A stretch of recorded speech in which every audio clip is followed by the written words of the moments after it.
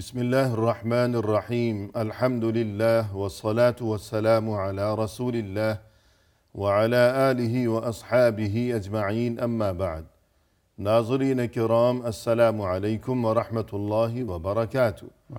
تفہیم دین کی اس بزم کے ہمراہ ہم آپ کی خدمت میں حاضر ہیں۔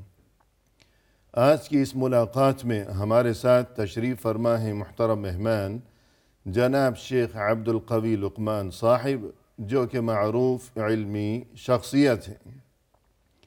تو آئیے ناظرین پروگرام میں ان کا استقبال کیا جائے۔ السلام علیکم شیخ۔ وعلیکم السلام ورحمۃ اللہ وبرکاتہ۔ ہماری بزم میں آپ تشریف لائے، جو کہ یقیناً ہمارے لیے انتہائی باعث مسرت ہے، لہذا جزاکم اللہ خیرا وبارک اللہ فیکم۔ آمین یا رب۔ ناظرین کرام، شریعت اسلامیہ کے اہم ترین اور بنیادی مصادر میں سر فہرست ہے کتاب اللہ، یعنی قرآن کریم، اور اس کے بعد دوسرا اہم ترین مصدر یا مأخذ جو چیز ہے اس کا نام ہے حدیث۔ حدیث کی اسی بنیادی اہمیت کے پیش نظر آج کی اس ملاقات میں آئیے ہم آپ مل کر استفادہ کرتے ہیں اپنے محترم مہمان کی زبانی۔ محترم، حدیث کی اہمیت اس سلسلے میں ابتدا میں بطور تمہید آپ سے ہماری یہ گزارش ہوگی کہ پہلے حدیث کی تعریف، یعنی لغت کی روح سے حدیث کے کیا معنی ہیں، اور اس کے بعد پھر یہ کہ شریعت کی اصطلاح میں حدیث سے کیا مراد ہے، ارشاد فرمائیے گا۔ الحمدللہ وکفی وسلام علی عبادہ الذین اصطفی، اما بعد فاعوذ باللہ السمیع العلیم من الشیطان الرجیم من ہمزہ ونفخہ ونفثہ، بسم اللہ الرحمن الرحیم، فبشر عباد الذین یستمعون القول فیتبعون احسنہ، اولئک الذین ہداہم اللہ واولئک ہم اولو الالباب۔ ناظرین، جیسا کہ شیخ محترم نے یہ استفسار کیا اور آج کا ہمارا موضوع ہے جی، اسلام کے بنیادی ماخذ کتاب اللہ اور سنت رسول اللہ صلی اللہ علیہ وسلم، اور یہ دونوں وحی ہیں اور حجت ہیں۔ صحیح۔ تو قرآن حکیم وحی ہے، یعنی اللہ کی طرف سے الہام کردہ ہے۔ جی، صحیح ہے۔ آج کا جو ہمارا بنیادی موضوع ہے وہ حدیث ہے۔ حدیث پر گفتگو سے پہلے ضروری ہے کہ اس کے بارے میں یہ لفظ جو ہم عام سنتے بھی ہیں جی، اور ہم بولتے بھی ہیں اور عام زبان میں ہم ایک دوسرے سے ڈسکس کرتے ہوئے بہت زیادہ اس کا استعمال بھی کرتے ہیں۔ صحیح ہے کہ حدیث کا حوالہ دیا جاتا ہے۔ حدیث کا حوالہ دیا جاتا ہے، اور جب حدیث کا لفظ آتا ہے تو فوراً ہمارے ذہن میں ایک بات آتی ہے۔ تو ہمیں یہ دیکھنا ہے کہ لغت کے اعتبار سے حدیث کا کیا مفہوم ہے، جی، اور جب شرعی اصطلاح میں ہم اس کو استعمال کریں تو اس وقت اس کا مفہوم کیا ہے اور اس کے معانی کیا ہیں، یہ بہت ضروری ہے۔ جی، تو سب سے پہلے حدیث، یہ ہا دال اور ثا، یہ حدث اس کا مادہ ہے عربی زبان میں۔ تو جب لغت میں اس کا معنی لیں تو اس کے کئی ایک معانی جس میں یہ استعمال ہوتا ہے۔ صحیح۔ قرآن مجید میں بھی متعدد معانی میں استعمال ہوا ہے، اور اسی طرح احادیث میں بھی موقع، محل اور سیاق کے اعتبار سے اس کا استعمال ہوتا ہے۔ اور عربی لغت میں بھی، عربی لغت میں بھی عرب شعراء بھی اس کا استعمال اپنے مفاہیم اور موقع کے مطابق کرتے ہیں۔ جی، تو قرآن مجید میں ایک عام جب حدیث کا معنی لیا جاتا ہے تو اس سے مراد بات چیت یا گفتگو ہوتی ہے۔ صحیح۔ تو اس کے کئی ایک دلائل بھی قرآن مجید میں آیات بھی ہیں۔ قرآن مجید میں ہے فَبِأَيِّ حَدِيثٍ بَعْدَهُ يُؤْمِنُونَ۔ جی، تو حدیث سے مراد یہاں بات ہے، یا حدیث سے مراد وہ چیز ہے جس سے مراد وحی الہی ہے۔ فَبِأَيِّ حَدِيثٍ بَعْدَهُ تو يُؤْمِنُونَ۔ یہاں تو وحی الہی مراد ہے، لیکن عربی لغت میں مختصر یہ کہ حدیث کے معنی ہے گفتگو، بات چیت۔ جی، تو گویا شریعت کی اصطلاح میں اس بات چیت سے مراد یہ ہے کہ رسول اللہ صلی اللہ علیہ وسلم کی گفتگو۔ جی بالکل۔ تو ایک معنی تو یہ ہو گیا، یعنی بات چیت، جی، اور اس کے علاوہ حدیث کے معنی عربی لغت میں ایک یہ بھی ہے کہ نئی چیز. بالکل. تو حدیث کو پھر شریعت کی اصطلاح میں نئی چیز کیوں کہا گیا؟ جی، تو جب حدیث جو ہے جس میں جس کا معنی ہے نئی چیز، اس کے بارے میں ایک حدیث ہے، من احدث فی امرنا ھذا ما لیس منہ فہو رد. جی، کہ جس نے نئی چیز ہماری اس دین میں اختراع کی، تو یہاں مراد حدث وہی آ گیا ہے جس کا معنی نئی چیز جی، یا اس کا استعمال. اسی طرح اللہ حکم الحاکمین کے اس قول میں ومن اصدق من اللہ حدیثا، جی، کہ کون ہے اللہ سے بات میں سچا، یہاں بھی بات مراد ہے. صحیح ہے. تو قرآن مجید میں اس کا استعمال ہوا ہے بات کا.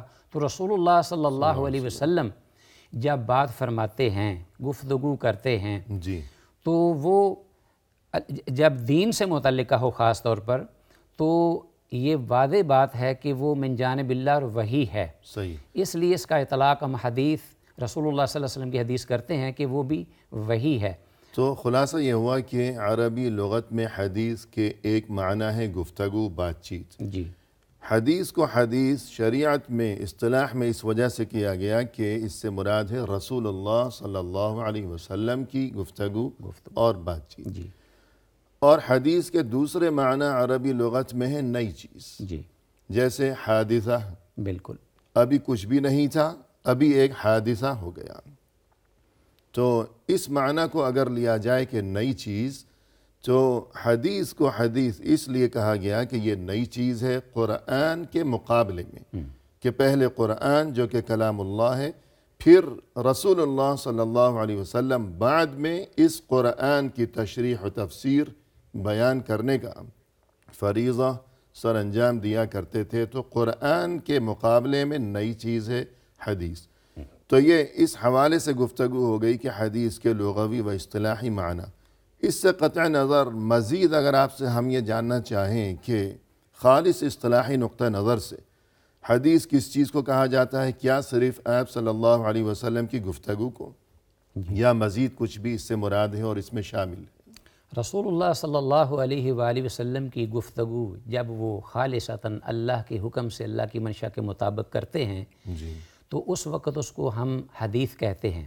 اور حدیث کا جو صحیح اصطلاح میں مفہوم بیانی ہے محدثین کی گفتگو میں، وہ جو کہ بڑا ایک جامع اور کمپریہنسو ہے، جی، وہ یہ الفاظ ہیں ما اضیف او ما اثر عن النبی صلی اللہ علیہ وسلم من قول او فعل او تقریر، بلکہ اس سے آگے بھی او وصف و صفت خلقی او خلقی جی، او من سیرتہ علیہ افضل الصلاۃ والتسلیم سواء بعد بعثتہ او قبل بعثتہ. جی، تو یہ دکتور مصطفیٰ سباعی نے اپنی کتاب ہے مکانتھا سنہ و مکانتھا فی التشریع الاسلامی، اس میں اس کو ذکر کیا ہے. اور یہ جی، اس کے کیا معنی ہے؟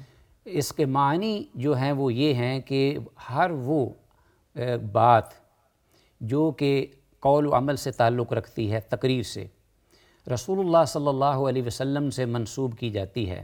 جی، ما اضیف الی النبی صلی اللہ علیہ وسلم من قول او فعل او تقریر. صحیح. یہ آگے ہم اس سے کریں گے اس تفصیل میں کہ قول، فعل اور تقریر اس سے کیا مراد ہے. جی، ابھی ارشاد فرمائیے. جی، من قول فعل او تقریر او وصف صفت خلقی، یا آپ کا جو اخلاقی پہلو ہے. جی، پہلی بات تو یہ کہ ما اضیف الی النبی صلی اللہ علیہ وسلم، حدیث سے مراد وہ چیز ہے کہ جس کی نسبت آپ صلی اللہ علیہ وسلم کی طرف کی گئی ہو. من قول، وہ آپ کی کوئی بات ہو، او فعل، یا آپ کا کوئی کام ہو کہ آپ نے کوئی کام کیا، یہ بھی حدیث ہے. جی، او تقریر، کہ آپ صلی اللہ علیہ وسلم کے سامنے کسی دوسرے نے کوئی کام کیا یا کوئی بات کہی جس پر یا تو آپ نے پسندیدگی کا اظہار فرمایا یا خاموشی اختیار فرمائی کہ اسے منع نہیں کیا. تو ان چیزوں کا نام ہے حدیث. کہ پہلی چیز حدیث قولی، کہ آپ صلی اللہ علیہ وسلم کے ارشادات، جو بات آپ نے اپنی زبان مبارک سے ارشاد فرمائی، یہ حدیث ہے. دوسری چیز جو کام آپ صلی اللہ علیہ وسلم نے کیا، وہ حدیث ہے. تیسری چیز جو کسی دوسرے انسان نے آپ صلی اللہ علیہ وسلم کے سامنے آپ کی موجودگی میں کوئی بات کہی یا کوئی کام کیا، اس پر یا تو آپ نے پسندیدگی کا اظہار فرمایا اور یا خاموشی اختیار فرمائی، تو اس کا مطلب یہ ہے کہ یہ کام جائز ہے، شریعت کے مطابق ہے۔ اگر یہ ناجائز ہوتا تو آپ صلی اللہ علیہ وسلم اسے تنبیہ فرماتے، منع فرماتے، لیکن جب آپ نے ایسا نہیں کیا، یا پسند کیا یا خاموش رہے، تو یہ بھی حدیث ہے۔ تو ان تین چیزوں کا نام حدیث ہے۔ اس میں اگرچہ جی چاہتا ہوں کہ یہ جو آپ نے مفہوم بیان کیا ہے ماشاءاللہ بڑا واضح ہے اور کلیئر دنسن ہے۔ ایک مثال اگر میں دے دوں تو یہ مسئلہ اور کھل جائے گا۔ صحیح۔ ناظرین کو چاہیے کہ وہ اس کی طرف توجہ دیں۔ مثلا من قول کہا گیا کہ آپ کا جو فرمان ہے، آپ کی بات ہے، تو ہر وہ حدیث جو آپ صلی اللہ علیہ وسلم نے ارشاد فرمائی اپنی زبان اقدس سے، کوئی مثال ہو سکتی ہے، مثلا ان المسلم من سلم المسلمون من لسانہ و یدہ، اور رسول اللہ صلی اللہ علیہ وسلم کا یہ معروف ارشاد ہے انما الاعمال بالنیات۔ صحیح۔ تو اسی طرح آپ کا جو فعل ہے، فعل کے بارے میں آپ کی نماز کا جتنا طریقہ آپ نے ادا فرمایا صحابہ کے سامنے، اس کا تعلق آپ کے فعل سے ہے، جی اور صحابہ نے اس کو آبزرو کیا حج ہے، اور آگے بیان مناسک کیا، حج ہیں، خذوا جتنے بھی عنی کام کیے۔ مناسککم جی ہاں، صلوا کما رأیتمونی اصلی۔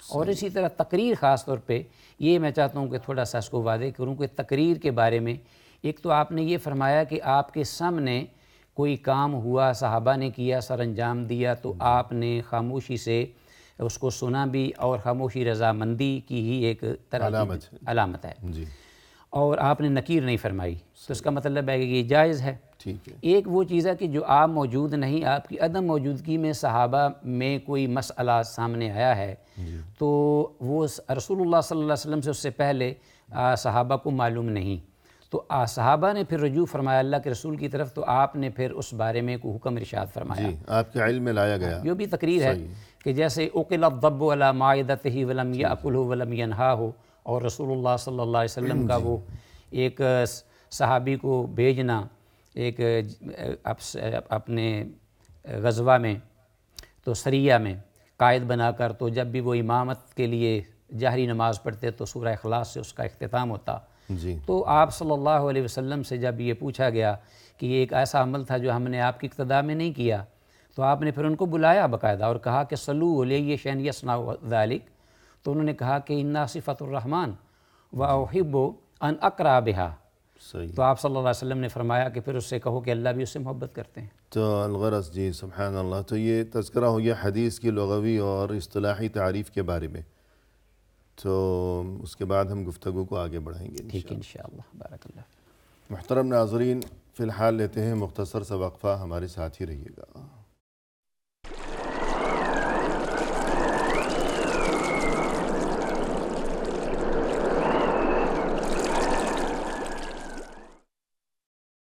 محترم ناظرین، وقفے کے بعد ہم حاضر خدمت ہیں، آئیے سلسلہ گفتگو کو آگے بڑھایا جائے مہمان کی زبانی۔ شیخ، وقفے سے قبل آپ نے گفتگو فرمائی کہ حدیث کی تعریف لغوی اور اصطلاحی دونوں اعتبار سے، اب ہم آپ سے یہ جاننا چاہیں گے کہ ہم اکثر سنتے ہیں یا پڑھتے ہیں کتابوں میں کہ حدیث نبوی اور حدیث قدسی، جی تو اس میں کیا فرق ہے؟ حدیث نبوی سے کیا مراد ہے؟ حدیث قدسی سے کیا مراد ہے؟ جی، جب حدیث کا نام لیا تو اس سے مطلب تو یہ ہوا کہ وہ رسول اللہ صلی اللہ علیہ وسلم کی زبان اقدس سے صادر ہوا ہے، جی لیکن اب اس کی حیثیت جو ہے وہ اس کا تعین اس میں تھوڑا سا فرق ہے، یہ اس اعتبار سے کہ رسول اللہ صلی اللہ علیہ وسلم کا ارشاد ہے، یہ تو حدیث ہوئی، جی لیکن ایک حدیث قدسی ہے جو کہ مصطلح محدثین کی اصطلاح میں ہم سنتے ہیں، اور اسی طرح ایک حدیث نبوی ہے۔ تو دونوں میں فرق بنیادی وہ یہ ہے کہ حدیث قدسی جب رسول اللہ صلی اللہ علیہ وسلم بیان فرماتے ہیں جی تو یہ فرماتے ہیں کہ قال اللہ تعالی عز وجل اور فیما یروی عن ربہ عز وجل، اللہ جل شانہ نے یہ فرمایا، رسول اللہ صلی اللہ علیہ وسلم نے فرمایا، اللہ تعالیٰ نے یوں فرمایا، جی تو رسول اللہ صلی اللہ علیہ وسلم گویا کہ اس کی نسبت جو ہے وہ اللہ کی طرف فرماتے ہیں خود بیان کرنے سے پہلے، تو اس کا مطلب یہ ہوا رسول اللہ صلی اللہ علیہ وسلم نے فرمایا کہ اللہ عز و جل نے یوں ارشاد فرمایا ہے، آگے جو بات ہے جو ارشاد ہے جی وہ اللہ کی طرف سے، اللہ کی طرف سے ہے۔ یہ حدیث قدسی۔ ہم یہ کہہ سکتے ہیں کہ الفاظ تو اللہ کے رسول صلی اللہ علیہ وسلم کے ہیں، جی لیکن معنی اور مفہوم جو ہے جو اللہ چاہتے ہیں اپنے نبی سے کہ یہ بیان کیا جائے جی وہ اللہ کی طرف سے ہے۔ یعنی معنی اور مفہوم اور وہ پیغام اللہ کی طرف سے ہے، جی، اگرچہ الفاظ رسول اللہ صلی رسول اللہ صلی اللہ علیہ وسلم کی طرف سے ہیں، جی، لیکن معنی اللہ کی طرف سے۔ معنی اللہ کی طرف سے مثلا انا عند ظن عبدی بی، بھی، مجھ سے میرا بندہ جو گمان رکھے گا مجھے ویسا ہی پائے گا۔ جی، تو یہاں مجھ سے اور میں، اس سے مراد اللہ ہے، جی، اگرچہ یہ الفاظ رسول اللہ صلی اللہ علیہ وسلم کے ہیں، لیکن یہ معنی و مفہوم اللہ کی طرف سے بیان کیا جا رہا ہے کہ اللہ نے یہ فرمایا کہ میرا بندہ مجھ سے جیسا گمان رکھے گا میری طرف سے اس کے ساتھ ویسا ہی معاملہ ہو جائے گا۔ یا اسی طرح ایک حدیث ہے مشہور کہ یا عبادی انی حرمت الظلم علی نفسہ وجعلتہ بینکم محرما، اے میرے بندو میں نے ظلم کو اپنے آپ پر بھی حرام کر دیا ہے اور تم پر بھی حرام کر دیا ہے کہ آپ اس میں ایک دوسرے پر ظلم سے باز رہو۔ تو اے میرے بندو، تو یہ معنی اور مفہوم اور پیغام اللہ کی طرف سے ہے۔ تو اس حدیث کا نام ہے حدیث قدسی۔ ایک اور بھی حدیث قدسی کا موقع پر بسا اوقات الفاظ کو ملتے ہیں جو دیکھنے کو حدیث میں کہ اللہ حکم الحاکمین یہ فرماتے ہیں یبن آدم ٹھیک ہے جی، لو اتیتنی بقراب الارض خطایا، یعنی اللہ کے رسول صلی اللہ علیہ وسلم نے فرمایا کہ اللہ فرماتے ہیں کہ اے آدم کے بیٹے، یبن آدم لو اتیتنی بقراب الارض خطایا، اگر تم زمین و آسمان کی برائی کے برابر بھی گناہ میرے پاس لے کے آؤ لاتیتک بقرابها مغفرہ، تو صحیح، میں اتنی ہی لے کر، تو یا ابن آدم انفق الیک، اے ابن آدم مجھ پہ خرچ کر میں تجھ پہ خرچ کروں گا۔ جی ہاں۔ تو الغرض حدیث نبوی وہ ہے کہ جس کے الفاظ بھی اور جس کا معنی و مفہوم بھی، سبھی کچھ، دونوں ہی چیزیں خود رسول اللہ صلی اللہ علیہ وسلم کی طرف سے ہیں، جبکہ حدیث قدسی وہ ہے کہ جس کے الفاظ اگرچہ رسول اللہ صلی اللہ علیہ وسلم کی طرف سے ہیں لیکن معنی اور مفہوم اور وہ پیغام اللہ کی طرف سے ہے اپنے بندوں کے لیے۔ تو پھر اگر ہم آپ سے یہ جاننا چاہیں کہ جب حدیث قدسی کا معنی و مفہوم اللہ کی طرف سے، تو پھر قرآن بھی تو اللہ کی طرف سے ہے، تو پھر حدیث قدسی اور قرآن میں کیا فرق ہوگا؟ جی، بڑا اہم سوال ہے اور یہ عام طور پر لوگ پوچھتے بھی ہیں کہ جب معنی اور مفہوم کی نسبت اللہ کی طرف سے ہے تو قرآن بھی اللہ کی طرف سے معنی اور مفہوم کے اعتبار سے ہے، تو پھر دونوں میں فرق کیا ہوا؟ تو دونوں میں فرق من حیث الوحی یہ تو کوئی فرق نہیں، بلکہ حجت ہونے میں، اس کی اہمیت میں، من حیث الوحی سے آپ کی مراد یہ ہے کہ دونوں اللہ کی طرف سے وحی کردہ ہیں، وحی کردہ ہیں اور حجت ہیں دین میں، جی، تو اس اعتبار میں تو کوئی فرق نہیں ہے، لیکن اس اعتبار سے فرق ضرور پڑ جائے گا کہ مفہوم جو ہے قرآن مجید کا اور حدیث قدسی کا وہ اللہ کی طرف سے ہے، لیکن الفاظ یہاں فرق پڑ جائے گا کہ قرآن حکیم کے الفاظ بھی اللہ کے ہیں، یہ وہ کلام اللہ ہے، اس نے ان الفاظ کے ساتھ اللہ نے گفتگو کی ہے، اور وہی کلام، وہی الفاظ جبریل الامین نے یہ لا کر رسول اللہ صلی اللہ علیہ وسلم کو پہنچائے ہیں، اور وہ آپ نے ان کے ساتھ تلاوت کی ہے، صحیح، اور وہ کلام الہی جو کلام اللہ کہا جاتا ہے، اسی طریقے اللہ کا کلام ہے، حتی یسمع کلام اللہ، جی، تو اسی کو ہم متعبد بتلاوت ہی، یعنی جب تلاوت کرتے ہیں تو سارا اجر و ثواب بھی ہوتا ہے، اور پھر اس کو ہم اپنی نماز میں بھی پڑھتے ہیں، جی، اور ہر حرف کے بدلے میں اس پر ثواب بھی ہے، 10 نیکیاں، جس طرح رسول اللہ صلی اللہ علیہ وسلم نے فرمایا، جی، جبکہ حدیث قدسی کی تلاوت کرنے پہ وہ ثواب اور اجر، اگرچہ ثواب اور اجر سے خالی تو نہیں، لیکن جو متعین ایک قرآن حکیم کا مقام اور مرتبہ ہے، اس کا ثواب اور اجر اس کے بارے میں نہ وہ متعبد بتلاوتی ہے، نہ اس کو ہم قرآن اپنے نماز میں پڑھتے ہیں، نہ اس کو اس اعتبار سے تلاوت کرتے ہیں الگ جس طرح کہ قرآن کی تلاوت کی جاتی ہے، تو بنیادی یہ فرق ہوا۔ جی ہاں، تو گویا حدیث قدسی اور قرآن اگرچہ دونوں اللہ ہی کی طرف سے ہیں لیکن فرق بالکل مختصر یوں ہو گیا کہ حدیث قدسی کے الفاظ اللہ کی طرف سے نہیں ہیں، جی، وہ رسول اللہ صلی اللہ علیہ وسلم نے اپنے الفاظ میں اسے بیان فرمایا ہے، البتہ اس کا جو معنی ہے اور اس میں جو پیغام ہے انسانیت کے نام وہ اللہ کی طرف سے ہے، جی، جبکہ قرآن کریم کے الفاظ بھی اور معنی بھی سبھی کچھ اللہ کی طرف سے۔ یہ ایک بات ہو گئی۔ بالکل۔ دوسری بات یہ کہ قرآن کی صرف تلاوت بھی عبادت ہے، جی جبکہ حدیث قدسی کی تلاوت عبادت نہیں ہے۔ اور تیسری بات یہ کہ قرآن کی تلاوت نماز میں کی جاتی ہے، جی جبکہ حدیث قدسی کی تلاوت نماز میں نہیں کی جاتی۔ جی تو یہ گویا کہ مختصر طور پر ایک فرق بیان کیا گیا۔ اس کے بعد ہم آپ سے یہ جاننا چاہیں گے کہ حدیث کی بہت سی قسمیں ہیں جی کہ جن کی تفصیل بیان کرنا یہاں مقصود نہیں ہے۔ ہاں البتہ یہ کہ جو مشہور ترین ایک قسم ہے جسے صحیح کہا جاتا ہے، کہ اس بات کا خیال رکھا جانا چاہیے کہ جو کوئی بھی بات یا قول یا عمل رسول صلی اللہ علیہ وسلم کی طرف منسوب کیا جائے تو یہ نسبت درست ہونی چاہیے۔ جی اس کے بغیر آگے بیان کرنا کہ یہ بھی حدیث ہے یہ بھی حدیث ہے تو یہ بہت خطرناک معاملہ ہے۔ بالکل۔ تو یہ خیال رکھا جائے کہ یہ صحیح حدیث ہے۔ تو صحیح حدیث کے بارے میں آپ کیا فرمائیں گے کہ وہ عام طور پر کون سی کتابیں ہیں کہ جن پر مکمل یقین کیا جا سکتا ہے؟ جی یہ ایک بہت وسیع باب ہے، اگر اس پر بات کی جائے تو کئی نشستیں درکار ہیں، جی لیکن اختصار کے ساتھ جو حدیث صحیح جس کو محدثین نے اپنی اصطلاح میں صحیح حدیث کہا ہے، اس کی اگرچہ تقسیم ہے اور اس کے درجات بھی ہیں، لیکن عام جو صحیح حدیث ہے وہ اس سے مراد رسول اللہ صلی اللہ علیہ وسلم کا قول، فعل اور تقریر جو کہ صحابی رسول بیان کرتے ہیں، وہ متصل و سند کے اعتبار سے، اس سے کیا مراد ہے؟ یعنی اس کی جو چین ان کی ہے، راویوں کی جو سند ہے، سلسلہ، تو روات جو ہے اس میں کوئی انقطاع نہ ہو۔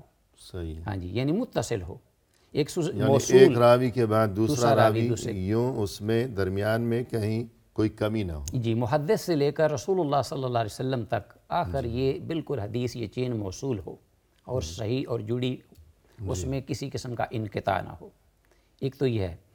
دوسرا یہ ہے کہ وہ جو سلسلہ ہے، سلسلہ الروات، جی وہ انتہائی ضابط عادل ہوں، یعنی تام الضبط والعدل، ان کا جو اہل علم کے ہاں ان کا حافظہ ہے تو ان کا ضبط ہے وہ قابل اعتبار ہو۔ یعنی اہل علم نے جو ان کی شرائط مقرر کی ہیں، جی جی تفصیلات کا اس وقت موقع نہیں ہے، مختصر یہ کہ عادل ہوں، یعنی ان کا اخلاق و کردار، عمل، تقوی پرہیزگاری، ہاں جی، یہ چیز مسلم ہو، جی طے شدہ ہو۔ بالکل، اور اس کے علاوہ یہ کہ ان کا حافظہ بھی مضبوط ہو، قوی ہو، ضبط، جی اور یہ کہ اس میں کبھی کسی نے کوئی یہ بات محسوس نہ کی ہو کہ یہ بھول جاتا ہے یا حافظہ کمزور ہے۔ تو دونوں باتیں کہ حافظہ بھی خوب قوی ہو، مضبوط ہو، اور وہ عادل بھی ہو کہ کوئی غلط بات وہ دین کا حصہ بنا کر یا رسول صلی اللہ علیہ وسلم کی طرف اس کی نسبت کرے، غلط بات اپنی طرف سے من گھڑت، تو ایسا کوئی معاملہ نہ ہو۔ تو اب یہ جو صحیح احادیث ہیں تو صحیح بخاری اور صحیح مسلم، تو سر فہرست تو یہ ہے۔ تو کیا تمام صحیح احادیث ان میں جمع ہیں، منحصر ہیں، کہ ان سے باہر جو کچھ ہے وہ صحیح نہیں ہوگا؟ اس بارے میں کیا فرمائیں گے؟ ہرگز یہ بات ایسی نہیں ہے، اس لیے کہ صرف صحیح احادیث کا جو سلسلہ ہے وہ صحیحین تک محصور نہیں۔ جی صحیحین کو جو کہ صاحب فن، صاحب علم و فن لوگ ہیں وہ پہچانتے ہیں۔ صحیحین سے آپ کی مراد صحیح بخاری اور صحیح مسلم ہے، جی کہ وہ جو دونوں استاد اور شاگرد ہیں ان کی کتنی کڑی شرائط تھیں جی اور کتنی عرق ریزی سے انہوں نے اپنے مخصوص جو انہوں نے اصول بنائے تھے، جی وہ اصول جو ہیں وہ کس حد تک وہ سخت تھے، تو انہوں نے کتابوں کو مرتب کیا۔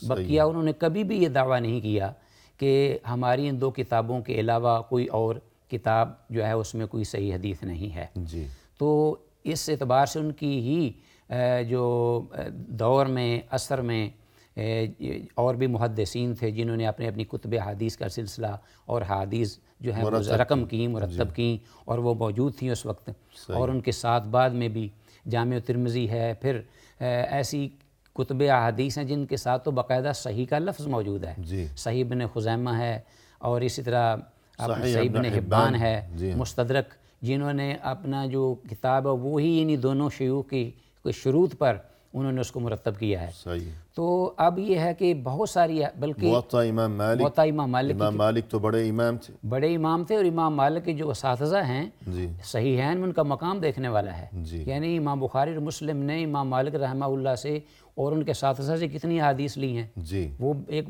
بہت بڑا تفصیلی باب ہے۔ تو پھر خود امام مالک کی اپنی جو مرتب فرمودہ کتاب ہے الموطا، پھر اس کا مقام و مرتبہ تو ظاہر ہے کہ بہت بلند ترین یعنی اصح الکتب بعد کتاب اللہ اس وقت تھی جب ابھی صحیحین نہیں تھیں، جی تو اس وقت موطا امام مالک کو یہ مقام حاصل تھا کہ اصح الکتب بعد کتاب اللہ، قرآن مجید کے بعد صحیح مقام موطا امام مالک کا ہے۔ جی تو یہ بھی اس بات کی بین دلیل ہے۔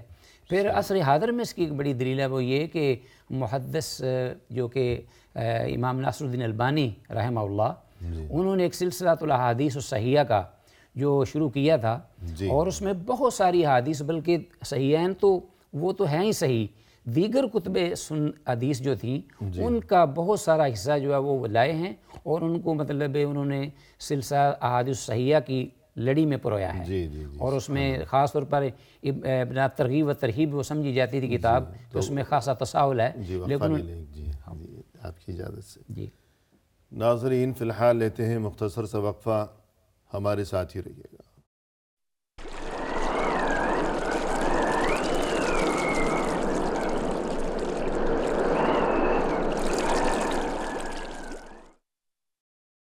محترم ناظرین، وقفے کے بعد ہم حاضر خدمت ہیں، تو آئیے سلسلے گفتگو کو اب پایہ تکمیل تک پہنچایا جائے اپنے مہمان کی زبانی۔ شیخ، وقفے سے قبل آپ نے یہ گفتگو فرمائی کہ حدیث کی تعریف لغت کی روح سے، جی پھر شرعی اور اصطلاحی روح سے، اور اس کے بعد یہ کہ صحیح احادیث کے بارے میں، اور اس سلسلے میں چند کتابوں کا آپ نے تذکرہ فرمایا۔ تو ایک چیز ہم آپ سے یہ بھی جاننا چاہیں گے کہ اکثر ہم سنتے ہیں کہ حدیث اور سنت، جی کیا یہ دونوں چیزیں ایک ہی ہیں یا دونوں جدا جدا چیزیں ہیں؟ کیا معاملہ ہے؟ جی، اصل تو بات یہ ہے کہ اگر اس کی توضیح کی جائے کہ حدیث کی لغت میں اور سنت کی پھر لغت میں، پھر اصطلاح میں حدیث کی، پھر سنت کی اصطلاح میں، پھر یہ ہے کہ محدثین کے ہاں، پھر اصولیوں کے ہاں، پھر فقہا کے ہاں، تو وہ تھوڑا سا فرق الفاظ میں ضرور ہے، لیکن بالآخر سب اس بات پر جمع ہو جاتے ہیں کہ حدیث اور سنت میں کوئی فرق نہیں ہے بظاہر۔ یعنی وہ بھی سننا جو ہے اس کے بارے میں، سنت کا معنی یہی، جب ہم اصولیوں کے پاس آتے ہیں تو وہ بھی یہی کرتے ہیں، من قول او فعل او تقریر، یعنی منقول عن رسول اللہ صلی اللہ علیہ وسلم۔ یہ اصولیوں کی کتابوں میں یہ موجود ہے۔ صرف جو محدثین ہیں اس کو تھوڑا سا وسعت دیتے ہیں، وصف خلقی بھی لے آتے ہیں، خلقی بھی لے آتے ہیں، آپ کے دیگر شمائل بھی لے آتے ہیں۔ جی، یعنی یہ تقریباً ایک ہی چیز ہے، حدیث اور سنت۔ جی، لیکن عام طور پر ایک چھوٹا سا فرق تو یہ کہ جب یہ لفظ استعمال کیا جائے گا قرآن، تو اس کے مقابلے میں جو لفظ استعمال کیا جاتا ہے عام طور پر وہ حدیث، کہ ہم یوں کہتے ہیں کہ قرآن و حدیث، قرآن و حدیث۔ لیکن اگر جہاں فقہ کی بات آتی ہے کہ فقہ کے اور اسلامی شریعت کے جو مصادر و مآخذ ہیں، تو وہاں قرآن کے لیے کتاب کا لفظ بولا جاتا ہے، اور حدیث کے لیے سنت کا لفظ، یعنی کتاب و سنت۔ بارک اللہ فیک۔ ایک تو یہ گویا کہ ایک اصطلاح اور رواج کا فرق ہو گیا، اور دوسرا مختصر سا فرق یہ کہ حدیث کے لفظ سے رسول اللہ صلی اللہ علیہ وسلم کے اقوال اور آپ کے اعمال اور آپ کی تقریر، یعنی دوسرے نے کوئی بات کہی یا کام کیا اور آپ نے خاموشی اختیار فرمائی یا پسندیدگی ظاہر فرمائی، یہ حدیث کی تعریف ہے۔ سنت کے لیے بھی اگرچہ یہی سب کچھ کہا جا سکتا ہے، لیکن ایک عام تصور یہ بن گیا کہ آپ صلی اللہ علیہ وسلم نے جو کام کیا اس کے لیے سنت کا لفظ استعمال کیا جاتا ہے، کہ مثلاً آپ کے یہ مسواک رسول صلی اللہ علیہ وسلم کی سنت ہے، تو یوں عام طور پر گویا کہ سنت اسے کہا جاتا ہے کہ جو آپ صلی اللہ علیہ وسلم کا عمل ہے، جو آپ کا طریقہ ہے، ہاں جی بالکل، تو اور ظاہر ہے کہ جو آپ نے فرمایا ہے وہ آپ نے کیا بھی ہے، وہ کیا بھی ہے، جی، اور جو کیا ہے وہ آپ نے فرمایا بھی ہے، اور نہ بھی فرمایا ہو تو وہ سنت کے ہی جی ہاں، مفہوم میں ہے، آپ نے کوئی بات نہیں کہی لیکن کام کیا ہے کام کیا ہے تو وہ سنت وہ ہے، بھی سنت ہی ہے، اور وہ حدیث بھی ہے۔ جی حدیث بھی ہے، بارک اللہ۔ اس کے بعد ہم آپ سے یہ جاننا چاہیں گے کہ ابتدا میں ہم نے گفتگو کا آغاز یوں کیا تھا کہ اسلامی شریعت کے بنیادی مصادر دو ہیں، سب سے پہلے قرآن کلام اللہ، اس کے بعد حدیث یعنی سنت رسول اللہ صلی اللہ علیہ وسلم۔ تو جب ہم یوں کہتے ہیں کہ یہ شریعت اسلامیہ کے بنیادی مصادر میں سے ہے حدیث، جی، تو اس سے کیا مراد ہے؟ جب ہم یہ کہتے ہیں کہ سنت اسلام کے بنیادی مصادر میں سے ہے، جی، تو اس کا مطلب یہ ہے کہ جملہ احکام اور مسائل جس طرح قرآن حکیم سے ہم مستنبط کرتے ہیں، جی، اسی طرح سنت بھی اس کے ساتھ ہے، اور سنت کی بھی وہی حیثیت ہے، وہی سنت جو ہے وہ حجت ہے، اور اللہ کی طرف سے وحی ہے۔ صرف ایک وحی مطلوب ہے اور ایک وحی غیر مطلوب ہے۔ وحی مطلوع سے آپ کی مراد یعنی وہ وحی جس کی ہم تلاوت کرتے ہیں یعنی اور اس پر قرآن، اجر و ثواب ہے، جی، اور غیر مطلوب جس کی تلاوت تو نہیں ہوتی لیکن من حیث الوحی اللہ کی طرف سے نازل ہونے کے اعتبار سے وہ وحی ہے، یعنی دین سے متعلق آپ صلی اللہ علیہ وسلم نے جو بات بھی کہی ہے وہ آپ کی اپنی طرف سے نہیں ہے، وہ اللہ کی طرف سے دل میں القاء کیا گیا۔ ان اتبع الا ما یوحى الی وما ينطق عن الهوى ان هو الا وحی یوحى، تو ایک وحی جلی ہوئی اور ایک وحی خفی، تو یہ شریعت کے اصلی مصادر ہیں دو، تو ان دونوں سے براہ راست ہم مسائل اور احکام ماخوذ کرتے ہیں۔ جی، قل ان کنتم تحبون اللہ فاتبعونی، اس بارے میں کچھ ارشاد فرمائیے۔ جی، تو ظاہر ہے کہ جو اللہ کی محبت ہے اس آیت کریمہ میں، جی، وہ ہر صاحب ایمان کا ایک ہدف ہے، یعنی ایک بڑے مقاصد میں سے کہ اللہ ہم سے محبت کرنے لگے، جی، اور یہ ایمان کا تقاضا بھی ہے۔ اب اس کا ایک ذریعہ کہ کیسے ہم اللہ سے محبت کریں اور اللہ ہم سے محبت کرے، جی، اللہ نے یہ ہمیں ذریعہ بتا دیا صحیح، قرآن حکیم کے ذریعے، اور بڑا ہی واضح ہے، اور بالکل وہ اظہر من الشمس ہے۔ وہ کیا ہے کہ ان کنتم تحبون اللہ فاتبعونی، یعنی کہہ دو اے نبی صلی اللہ علیہ وسلم، کیونکہ بات اللہ کے نبی کے ذریعے کہنی تھی امت کو جی، کہ یہ اگر تم اللہ کی محبت کے خواہاں ہو، چاہتے ہو، تو پھر میری اتباع کرو۔ صحیح ہے، تو اتباع میں آپ رسول اللہ صلی اللہ علیہ وسلم کی اتباع آپ کی مکمل پیروی ہے، جی، ہیں جی، جب یہ یعنی آپ صلی اللہ علیہ وسلم نے جو کچھ کیا، جو کچھ کہا، اطاعت بھی اور آپ کی اتباع بھی۔ یعنی اگر اللہ کی رضا مقصود ہو جی، اور دونوں جہانوں میں کامیابی اور جہنم سے نجات کی خواہش ہو جی، تو اس کے لیے طریقہ وہی اختیار کرنا ضروری و لازمی ہوگا جو کہ رسول اللہ صلی اللہ علیہ وسلم نے بتایا اور سکھایا ہے۔ جی، گویا یہ حدیث کی اہمیت ہے کہ اللہ کی رضا اور اللہ کے دین پر عمل ممکن ہی نہیں ہے جب تک وہ طریقہ نہ اپنایا جائے جو کہ رسول صلی اللہ علیہ وسلم نے بتلایا ہے، اور وَإِن تُطِيعُوهُ تَهْتَدُوا، جی ہاں، اس آیت کا ترجمہ اور تشریح۔ یعنی اگر تم اللہ کی رسول کی اطاعت کرو گے تو تم ہدایت پاؤ گے، تو سیدھی راہ جو ہے اس کا تعین نبی یا رسول کے ذریعے ہی ہوگا۔ ہمارے اپنی ذہنی کہ یہ اچھا طریقہ ہمیں محسوس ہو رہا ہے، یہ اچھا کام لگ رہا ہے، اس سے یہ نہ اجر ہوگا، نہ ثواب ہوگا، نہ وہ دین ہوگا۔ صحیح، اور یہ حدیث میں بھی آتا ہے کہ لا یؤمن احدکم حتی اکون ہواء تبعا لما جئت بہ، جی، حتی یکون ہواء تبعا لما جئت بہ، کہ تم میں سے کوئی شخص بھی کامل صاحب ایمان نہیں ہو سکتا کہ جب تک اس طریقے کو نہ اپنائے دین میں جسے میں لے کے آیا ہوں، اور یہی ایمان ہے۔ تو اسی طرح جو ہے بہت سی آیات اور بہت سی احادیث، مثلا خاص طور پر یہ کہ قل اطیعوا اللہ واطیعوا الرسول، کہہ دیجئے کہ تم اطاعت کرو اللہ کی اور اطاعت کرو رسول صلی اللہ علیہ وسلم کی، اور اسی طرح فرمائے کہ فلا وربک لا یؤمنون حتی یحکموک فیما شجر بینہم ثم لا يجدوا في انفسهم حرجا مما قضیت ویسلموا تسلیما۔ آپ کے رب کی قسم، یہ اس وقت تک حقیقی مومن نہیں بن سکتے تا وقت کہ اپنے تمام معاملات میں اے ہمارے نبی آپ کے فیصلے کو یہ دل سے قبول نہ کر لیں، تو یہ گویا کہ اللہ کی طرف سے اعلان عام ہے کہ رسول اللہ صلی اللہ علیہ وسلم کی ہر بات، ہر تعلیم کہ جس کا نام ہے حدیث، اسے جب تک اپنایا نہیں جائے گا تو انسان اللہ کے دین پر عمل نہیں کر سکتا۔ اس آیت میں ایک نقطہ ہے شیخ، میں چاہتا ہوں کہ جو فیصلے تو قرآن مجید میں موجود ہیں آلریڈی، ان فیصلوں کے بارے میں تو رسول اللہ صلی اللہ علیہ وسلم کی رہنمائی کی ضرورت ہی نہیں، وہ فیصلہ شدہ ہیں۔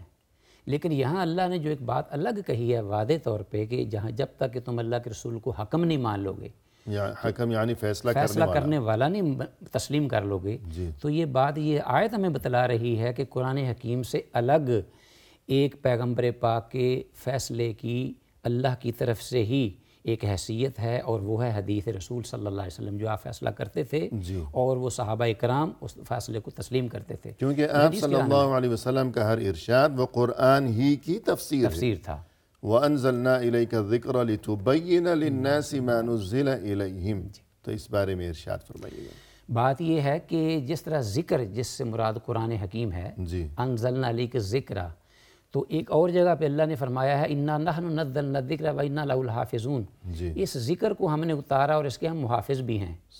تو اہل علم یہ کہتے ہیں یہاں قرآن کیوں نہیں کہا، ذکر کہا ہے، تو ذکر سے مراد اس میں کتاب اللہ، سنت رسول اللہ دونوں شامل ہیں۔ تو جب کتاب اللہ کی حفاظت کا اللہ نے ذکر کیا ہے اور اس کا ذمہ لیا ہے، تو اس کا جو بیان ہے وہ ہے حدیث رسول اللہ صلی اللہ علیہ وسلم کی گفتگو اور فیصلے۔ وہ بیان جب تک محفوظ نہیں ہوگا اس وقت تو اس قرآن مجید کی حفاظت کا کوئی مقصد نہیں رہ جاتا، بلکہ صاف صاف فرمایا کہ لِتُبَيِّنَ لِلنَّاسِ مَا نُزِّلَ إِلَيْهِمْ، تو تبیین کہ آپ بیان کیجئے لوگوں کے سامنے وہ چیز جو کہ آپ کی طرف اللہ کی جانب سے نازل کی گئی ہے، کہ قرآن اللہ نے آپ کی طرف نازل کیا تو آپ صلی اللہ علیہ وسلم اسے بیان کریں، اس کے معنی سمجھائیں لوگوں کو، تو اسی چیز کا نام حدیث ہے۔ تو جب تک اس معنی کو نہیں سمجھیں گے جو رسول صلی اللہ علیہ وسلم نے بیان فرمائے ہیں، یعنی اس حدیث کو نہیں سمجھیں گے تو قرآن بھی سمجھ میں نہیں آ سکے گا۔ ایک مثال اگر آپ چاہیں گے تو یہاں میں دوں گا، معاملہ بہت وسیع ہو جائے، اس میں کھل کے سامنے آ جائے کہ قرآن مجید میں اللہ نے یہ کہا کہ اے نبی یہ کہو، آپ نے اس کو بیان کیا۔ قرآن مجید میں حکم ہے لیکن اس کا بیان اور توحید رسول اللہ صلی اللہ علیہ وسلم کی زبان سے ہے۔ اگر اللہ کے رسول اس کا بیان نہ کریں تو قرآن کا حکم تشنا رہ جاتا ہے، اس پر عمل ہی نہیں ہو پاتا۔ مثلا اللہ رب العالمین نے فرمایا کہ یا ایھا الذین آمنوا اذا نودی للصلاۃ من یوم الجمعہ، جب ندا کی جائے جمعہ کے دن، تو ندا اور اذان کہاں ہے کی جائے، کس سے مراد، کہ اذان سے مراد، قرآن میں تو کہیں نہیں۔ تو رسول اللہ صلی اللہ علیہ وسلم نے صحیح مسلم میں مؤذنین کے نام تک اور اس کی مشروعیت اور کب اذان ہوئی اور الفاظ کے اذان کے وہ صحیح مسلم میں موجود ہیں۔ تو قرآن مجید کا یہ حکم اس کے بغیر ممکن نہیں تھا۔ بلکہ اذان اور بلکہ پوری نماز ہی، اب قرآن میں حکم یہ ہے کہ نماز پڑھو، وَأَقِمِ الصَّلَاةَ، نماز پڑھو، نماز کی پابندی کرو، حافظوا علی الصلوات، نماز کی حفاظت کرو یعنی پابندی کے ساتھ نماز ادا کرو۔ لیکن اب دن میں کتنی نمازیں پڑھنی ہیں، کس وقت پڑھنی ہیں، اور ہر نماز میں کتنی رکعتیں ہوں گی، اور یہ کہ رکوع و سجود، ارکان و واجبات، یہ تمام تفصیلات تو قرآن کریم میں ان کا کوئی تذکرہ نہیں ہے، کوئی تفصیل نہیں ہے، کوئی ڈیٹیل نہیں ہے۔ تو پھر کیا کرے گا انسان، نماز نہیں پڑھے گا، اللہ کا یہ حکم جو ہے اس پہ عمل نہیں ہو سکتا۔ اور اسی طرح قرآن میں یہ ہے کہ وَأَقِيمُوا الصَّلَاةَ، نماز قائم کرو، پھر مزید یہ کہ وَآتُوا الزَّكَاةَ، زکوٰۃ ادا کرو۔ اب یہ کہ زکوٰۃ کس کے ذمہ ضروری ہے، کب ضروری ہے، کتنی ضروری ہے، اور کس کو دی جائے گی، تو یہ تمام تفصیلات تو قرآن میں ان کا کوئی تذکرہ نہیں۔ تو یہ سب کچھ جو ہے جب تک حدیث کی طرف رجوع نہیں کیا جائے گا تو وَآتُوا الزَّكَاةَ یعنی زکوٰۃ ادا کرو، اس حکم پر تعمیل بالکل ممکن ہی نہیں ہے۔ تو اس طرح جتنی جزئیات ہیں، تفصیلات ہیں، ہر عبادت کے بارے میں، شریعت کے ہر حکم کے بارے میں، کہ جو حکم قرآن کریم میں دیا گیا، جب تک حدیث کی طرف رجوع نہیں کیا جائے گا تو نہ وہ حکم سمجھ میں آئے گا، نہ اس پر عمل ہو پائے گا۔ تو اس سے یہی بات کہنا اور سمجھانا مقصود ہے کہ حدیث یعنی رسول اللہ صلی اللہ علیہ وسلم کے جو ارشادات و فرمودات اور جو آپ کی پاکیزہ ترین تعلیمات ہیں، ان کا دین اسلام میں اور شریعت اسلامیہ میں اتنا اہم ترین مقام و مرتبہ ہے کہ ان سے الگ ہو جانا یا ان سے استغنا یا ان کے بغیر دین پر عمل کرنا کسی صورت ممکن نہیں ہے، اس کا تصور بھی نہیں کیا جا سکتا۔ بلکہ مخالفت ہے اور بڑی وعید ہے اس میں، فَلْيَحْذَرِ الَّذِينَ يُخَالِفُونَ عَنْ أَمْرِهِ أَن تُصِيبَهُمْ فِتْنَةٌ أَوْ يُصِيبَهُمْ عَذَابٌ أَلِيمٌ۔ جی انہیں چاہیے کہ وہ اللہ کی مخالفت، اللہ کے رسول کی مخالفت سے ڈریں کہ اس مخالفت کی بنا پر ناگہاں ان پر اللہ کا غضب ٹوٹ پڑے جی اور وہ مطلب نہ دین کے نہ دنیا کے کسی کاہے کے نہ رہیں۔ جی بالکل۔ اسی طرح رسول اللہ صلی اللہ علیہ وسلم کا یہ ارشاد، کل امتی یدخلون الجنہ الا من ابا، آپ صلی اللہ علیہ وسلم نے ارشاد فرمایا کہ میری تمام امت جنت میں داخل ہو جائے گی سوائے اس شخص کے جس نے خود انکار کر دیا۔ قیل ومن یأبا یا رسول اللہ، عرض کیا گیا کہ اے اللہ کے رسول وہ کون ہے جو خود انکار کر دے، یعنی جنت میں جانے سے جو کہ خود انکار کر دے جی کہ مجھے جنت نہیں چاہیے، ایسا بد نصیب کون ہوگا؟ تو آپ صلی اللہ علیہ وسلم نے فرمایا، من اطاعنی دخل الجنہ ومن عصانی فقد ابا، جس نے میری اطاعت کی وہ جنت میں داخل ہو جائے گا، اور جس نے میری نافرمانی کی اس نے گویا جنت میں داخل ہونے سے خود ہی انکار کر دیا۔ جی تو اس سے حدیث یعنی آپ صلی اللہ علیہ وسلم کی پاکیزہ تعلیمات اور آپ کے مقدس ترین ارشادات و فرمودات، اس چیز کی اہمیت واضح و ثابت ہوتی ہے بخوبی۔ پروگرام کے اختتام پر ہم تہ دل سے آپ کے شکر گزار ہیں کہ آپ تشریف لائے جزاکم اللہ، اور آپ نے عمدہ انداز میں رہنمائی فرمائی، جزاکم اللہ خیر۔ شکراً جزیلا۔